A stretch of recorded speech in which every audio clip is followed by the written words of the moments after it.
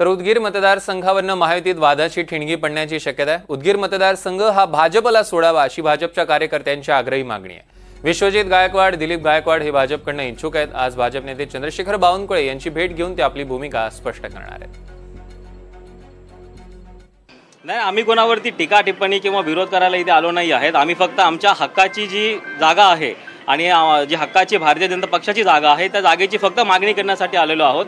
याच्यामध्ये आम्ही कोणाचाच विरोध आणि कोणाची टिप्पणी करण्यासाठी इथे आलेलो नाही आहे।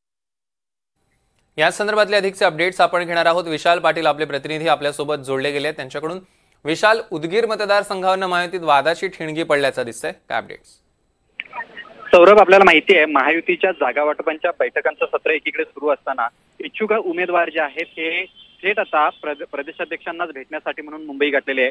उदगीर मतदारसंघ जर आपण पाहायला गेलो तर विश्वजित गायकवाड आणि दिलीपराव गायकवाड यांनी आज चंद्रशेखर बावनकुळे यांची भेट घेण्यासाठी जवळपास 100 गाड्यातून कार्यकर्त्यांना घेऊन आलेले आहेत। एक मोठं शक्ती प्रदर्शन जे आहे ते भाजप कार्यालयाच्या ठिकाणी त्यांच्याकडनं करण्यात आलेलं आहे।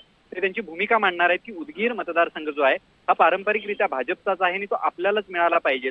उमेदवारी कोणालाही द्या, मात्र हा मतदारसंघ भाजपकडेच असला पाहिजे अशा पद्धतीची आग्रही मागणी विश्वजित गायकवाड यांच्याकडनं केली जाते।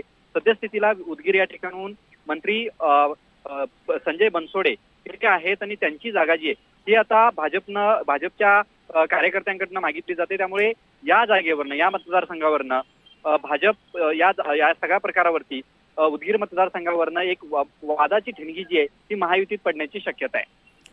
विशाल, या संदर्भातले अधिकचे अपडेट्स आम्ही घेऊ, त्याच्यावर तुम्ही लक्ष ठेवून असा। तर धन्यवाद।